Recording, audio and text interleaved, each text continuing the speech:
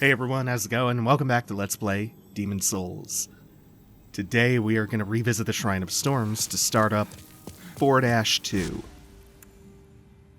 The Adjudicator bestows tokens of heroism upon the deserving dead, who are delivered by shadow men to the depths of the Shrine of Storms, where they are cleansed by bright water and mourned by the storm.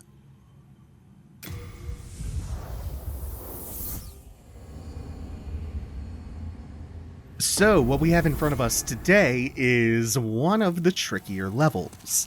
It's definitely on the harder end. And that's mainly due to a couple of different sections, and the near complete lack of any shortcuts. I am looking forward to it, though. Remake's 4-1 really won me over on the Shrine of Storms really hard. Whew. I can't wait to see what the more interior bits of, like, 4-2 look like compared to the outdoor parts of 4-1. Hello there, we meet again. You look terrible. Cheer up. Life is an adventure. There's somebody I ought to warn you about. A fella who lacks common decency. They call him Patches the Hyena. And he's the one that laid that trap for me. He's the kind of person who'd stab his own mother in the back. If you happen to spot him, you'd do us all a favour by putting him out of his misery. We heard about that guy before. Been to the altar where the Reapers summon shadows. Well, I think someone may be trapped in the lower cavity. I heard them praying for dear life. Pity the poor fool. He probably fell for one of Patch's old tricks. Yeah, that sounds like Saint Urbain. Poor fool. He probably fell for... Let's see, any new inventory? Of course, he still has his sticky white slime in his pockets, and phosphorescent grains, which I think they're new. Just a little bit of magic dampening.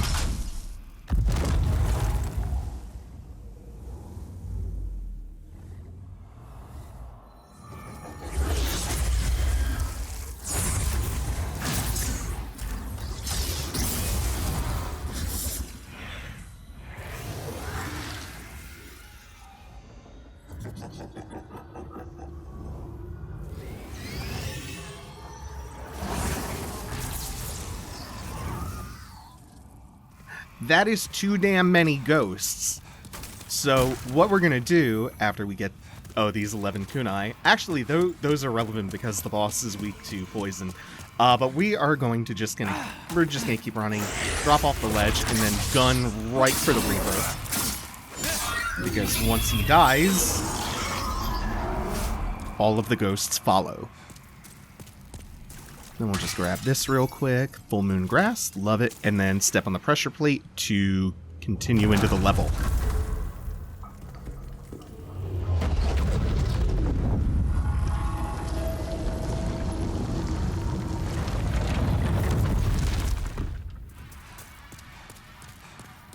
We're not quite ready to step outside just yet.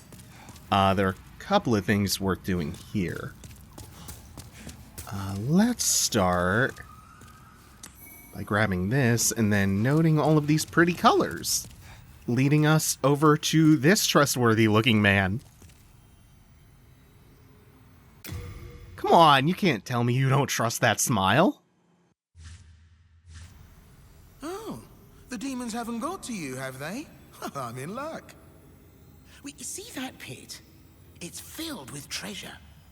But I'm having a little trouble getting to it myself. Go on, have a look. They're more riches than I've ever dreamed of. That's it. That pit just there. Go on, get a little closer. What's keeping you? Have a look at that treasure down in the pit. Then we'll think up a way to fish it out.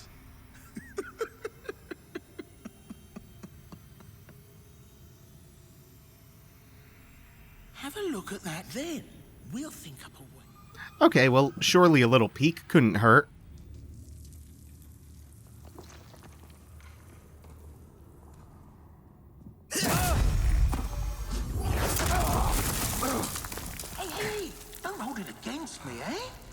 Take your time starving to death. Then I'll sell every last trinket off your corpse. So that's Patches the hyena.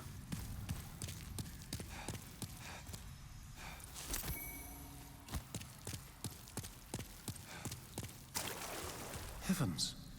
Did you fall for that little devil's trap? Well, I did the same. He fooled me, and now I am stuck here.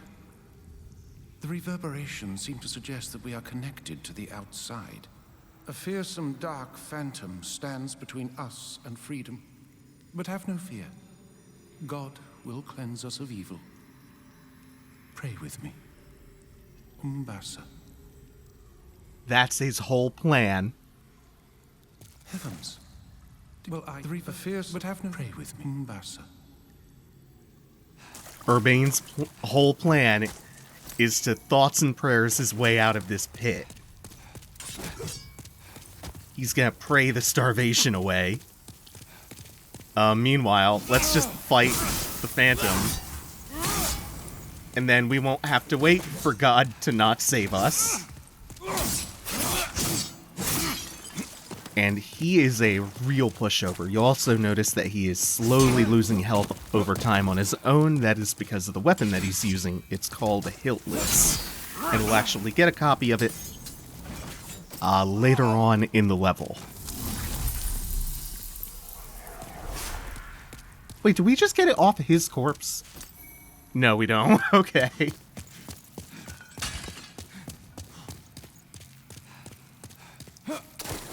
Oh, it's you.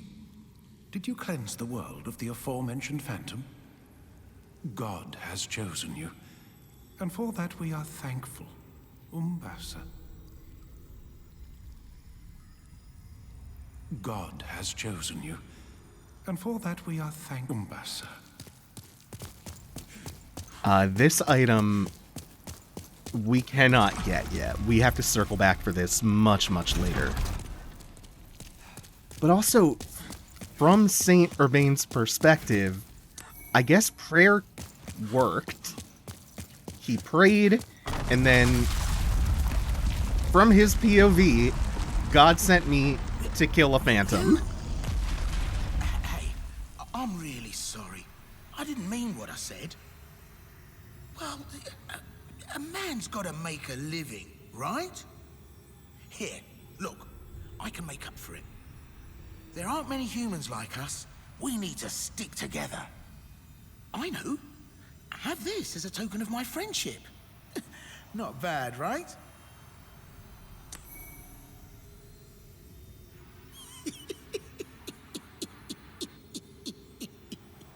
Come on. Let's be friends. What do you say? No need to drag each other down. No need to drag... Oh, I love Patches. He's so shameless. Like, the absolute audacity of this bitch. Patches is, he's a character. Also, he's a character I never noticed before, but, I was replaying the original on my own, and yeah. Oh yeah, welcome to the party. So up here on this second floor landing, always nice when people mark illusory walls with messages. We'll get back to that thought in a second. Oh, this fucking black skeleton. Oh wow, he has much more health than I was hoping. Oh, he's hardy. This isn't good. I've maybe underestimated him. Let's push him right off that cliff. No. No. Oh well. That gives me just enough time to get this back under control.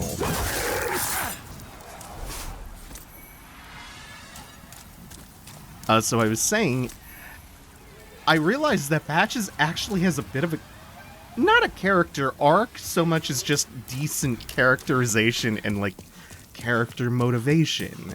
That's a little bit more subtle than I used to give it credit for. And I quite like Patches. Make sure to avoid the pressure plate here, and then we're just going to fall off. And since we have found the illusory wall, we can check this stairwell out. I don't think there's anything too important up here, but just for the sake of being thorough. And about that skeleton, the reason I curse him so hard is because if you wanted to platinum the original PS3 Demon Souls, you got very acquainted with that skeleton. Very, very acquainted with him. Y'all are old pals. Because there is a rare upgrade ore called Pure Bladestone. The highest denomination, or the most rare type. Fuck. Okay, we're good. Sometimes sometimes it can be really dangerous to lock onto these rolling skeletons on the cliff, because they have a tendency to dodge left or right, and if they dodge off the cliff, sometimes being locked onto them, you'll turn and follow them, and it's pretty goddamn embarrassing. Oh, not that I've ever done that. Now the gold Mirakumo skeletons here, trash, absolute garbage. Wreck them. Oh, they armored through, huh? Never mind. I take my criticism back. They're still pretty garbage. Like, they're not a threat at this point. The ones in 4-1 are a much greater threat, especially because, as you've noticed, the horrible storm beasts are not assailing me with shards of quartz and bone marrow. That's what their spears are made out of, by the way. Yeah, you don't get assailed by them at all. And it's so nice to be outside and not have to worry about them. You see that ghost over there and that item? That item's a trap. I'm gonna run past it, because this part is fucked. That laser is so scary to me. I'm pretty sure it'll one-shot me. Yeah, the second one is not that scary. This is what I wanted. And now, wait, okay. Slipping by the first one before he shoots the laser, and I have to desperately dodge roll through that while he sweeps it across the room. It's sketchy. It feels very sketchy. And the alternative is even sketchier. This is the part that I think I have the hardest time with in the entire level. Oh, wait. Oh, I thought they were all gone with the Reaper. Oh, these are just some little baby ghosts. Oh no, baby ghosts! Oh, and look down there. Take note of this.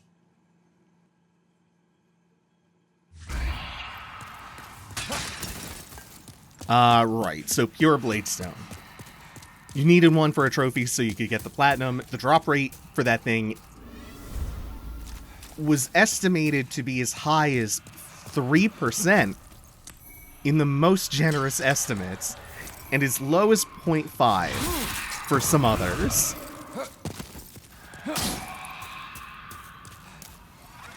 And that skeleton that we fought behind the illusory wall is the most easily farmed one because of how close it is to the Archstone. It's hellish. It is a nightmare trying to farm Pure Bladestone in the original. In the remake, you no longer need a Pure Bladestone for the Platinum Trophy. Because, let's just try to slip by. No, he's not making that easy. All the upgrade trophies are gone.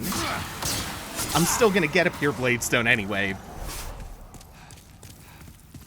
Because, I don't know. I feel some... Oh, this Reaper's... Uh-oh. This is bad. Oh my god, like the first several hits missed him. And I was already on such low stamina running up to him. That's a scary one. But now we are actually through all of the hard parts of the level. We just have one room in the boss left, and that room is not very dangerous.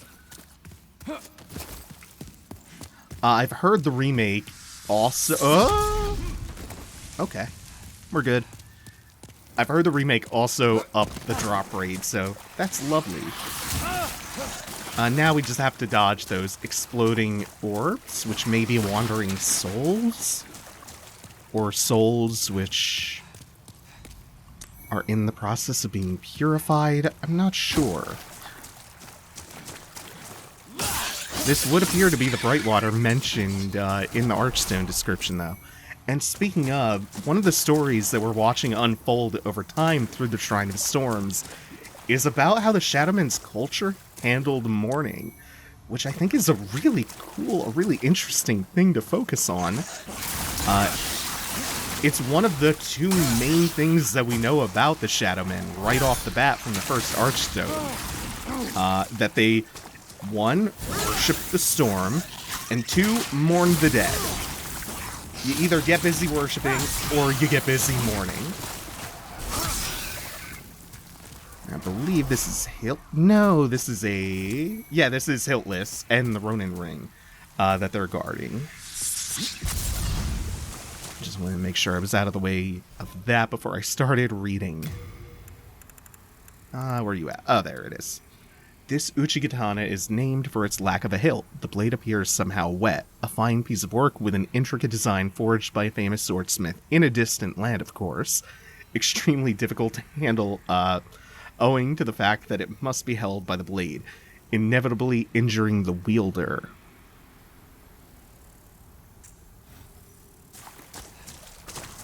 So, to get back to what I was saying, the entire Shrine of Storms is the procession of how their burial rites worked. The role of the Adjudicator traditionally was that when one of the Shadowmen died, their remains or souls or what have you were brought to the Adjudicator so he could judge them. That golden crow, which was the Adjudicator's master, the one that was sitting atop its head, would eat the souls of sinners. And sinners was a pretty broad category, apparently, which included cowards, but also anyone who ate birds.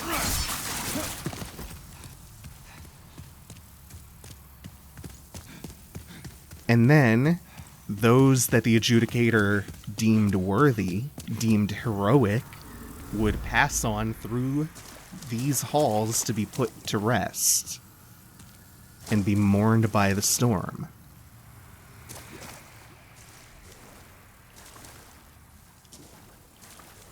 Love how you even get the pools of bright water leaking out here. Now this is very interesting to me. All of these, who I presume to be Shadowmen, are all chained up to columns around the room. Not this one, though. This legendary warrior. And this one, who we've seen before, is also chained up above all the rest.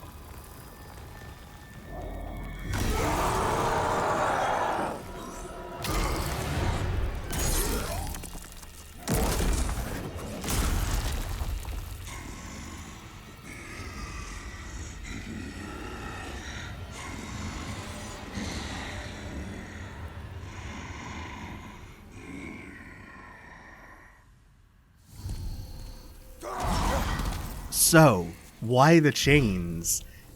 Is this just how they inter their dead? Or at least the heroes who make it this far through the purification and all of this ceremony? Because if the old hero is special, even among those venerated and mourned by the storm here, I guess it would make sense with the old hero's body high above watching over the others.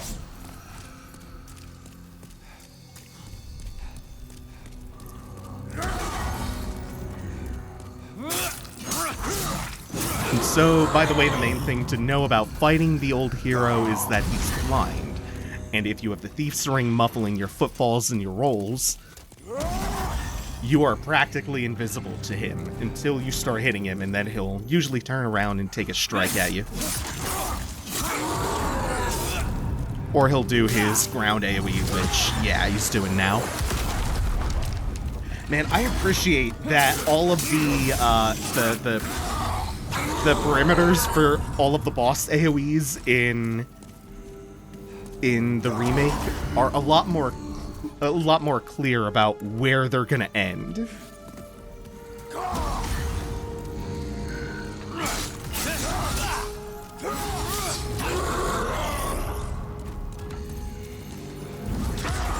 This actually feels unfair with the Thief's Ring. There we go. This might be a boss fight now. Yeah, he can track me a little bit now.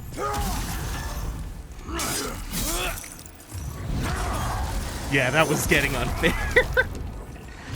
I didn't remember it making the fight that trivial. I just remembered it making it kind of easy. Ooh. Ooh! Okay, we have a boss fight. He's a real boss. Yeah, when he can track you, he's actually a little bit aggressive. But it looks like he's lost me, finally.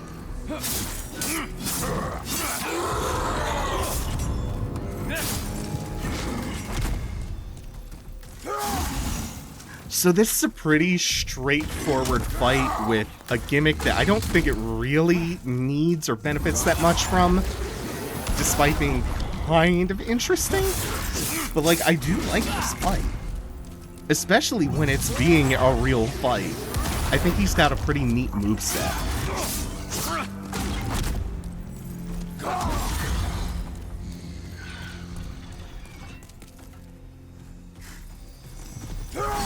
Oop. I keep underestimating how quick that is. So he just runs up and smacks me as I sit there.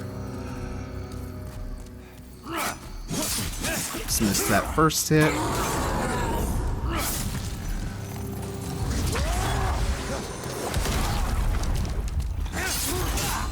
That effect is way cooler looking now.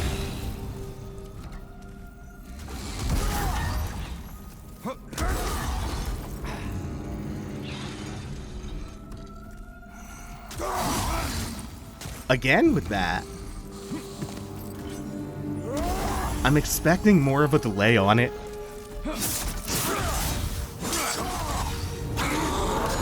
Oops. That's something that's been driving me nuts.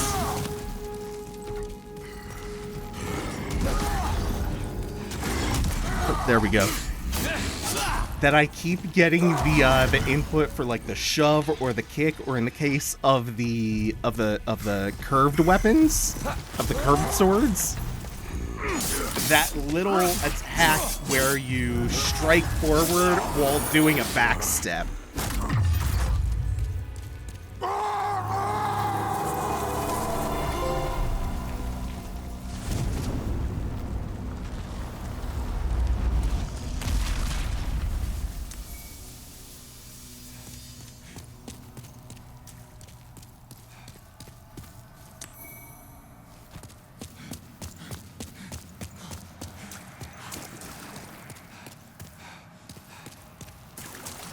And so now that we have cleared this room out, at least to my satisfaction, we're going to head back to the Nexus and talk to a few NPCs since we rescued Saint Urbain. We want to hear from him, and then I'm sure all of his disciples are going to have something to say about his rescue, and maybe also the magicians. Thanks to you, I was able to seek refuge in this nexus. Now I stay here and pray, along with my disciples, for the heroes facing the demons. If you wish for benevolent protection in your fight against the demons, Then bring me demon souls. I will cleanse them and create miracles with their power. Ah, a Striae of the Valley of Defilement. The last I heard, Saint Striae of the West was accompanied by the knight Garl Vinland. She would never be corrupted by souls, not under the protection of such a renowned knight in his charmed armor. Surely it is mere slander. Sadly, the weak are prone to such backstabbing. Vito the Moonlight Knight, Rizaya of Istarel, even Selen Vinland. Many honorable knights have ventured into Boletaria in search of the Valley of Defilement. The vicious rumors about Striae offend our most basic sense of respect for God's name. However, none of these great knights have made it back. Could it be that that wretched valley is so infested with grime that even our Lord's voice does not resonate there? Or perhaps it is the fate of those left behind by God. If you truly are a disciple, then you must have a talisman in God's image.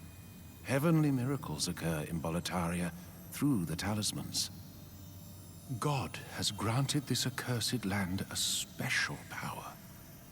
It is God's way of telling us we must stand against the demons. After the dark arts spread across the land, holy miracles were witnessed once again. The will of God is clear. We must defeat the demons, annul the curse of Boletaria, and purge the magicians who manipulate those accursed souls. As you know, souls are a source of wicked power, emanating from the demons. King Alant was overcome by lust for such power, and has placed Boletaria in her present predicament. Old Frake and the Candle Maiden are no exception. We must defeat the demons, annul the curse of Boletaria, and purge the magicians who manipulate. Old Frake. Yes. You have rescued His Augustness. I express my deepest gratitude. You have relieved me of a great onus. Oh, thank God, Umbasa. This sucks. God keeps getting credit for something I did. With His Holiness Saint Urbain back, the magicians will have to watch themselves. Thanks to his holy miracles, you brave battlers of demons will no longer be solely dependent on dark magic. Isn't it wonderful? Surely the demon slayers have awaited such an opportunity. Have you heard the rumors about a Striae of the Valley of Defilement? They claim that she and her loyal knight have become demons and lead a clan of degenerate miscreants.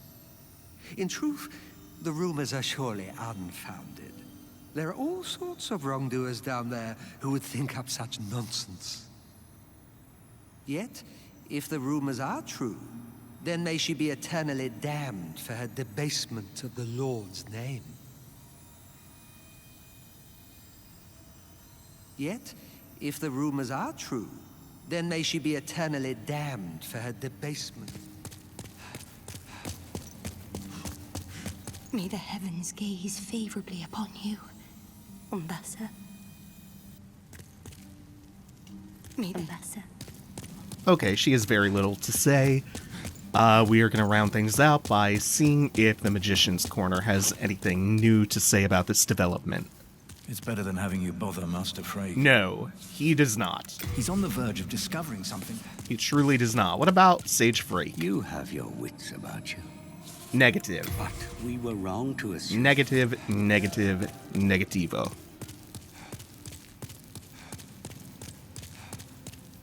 So, for next episode, I would like to know, I would like y'all to choose. Would you rather we wrap up with the Valley of Defilement, see what's up with Maiden Striae, and see our first Archdemon, and then we'll also probably have time that episode to pop over to 4-3 and finish that world too? Or would you prefer to Oh, I forgot about Patches! Hold on, we'll get to him in a second.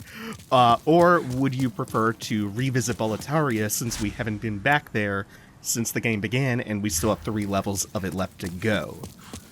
The choice is yours. Make your choice in the comment, please. Wow, I remember you. Make your. I'm glad you're here. The choice is yours. Make your choices in the comments, please. Well, we've long been acquainted, so I'll give you a good price, eh? Nothing here is stolen, I swear. I no longer partake of the whole corpse robbing thing. Yes, I'm completely free from vice. My old mother would be proud indeed. Aren't you proud of me too? You see that priest and his disciples over there? Liars. They've blown that incident at the shrine far out of proportion. Shouldn't they believe in forgiving and forgetting and all that? Well, I have news for them. Praying never put food in my mouth, nor anyone else's. Yes, I'm completely free from vice. Aren't you proud of me too? That really says so much about who Patches is as a character. Well, we've long been... And how he got to be who he is. So let's see. Oh, this ring, the fragrant ring? That costs 60,000 souls. You want to get an idea of how strong the royal class is as a starting point? They start the game with this ring. Well, do as you please. Thank you all for watching. Take it easy. Have a good one. Have the good one.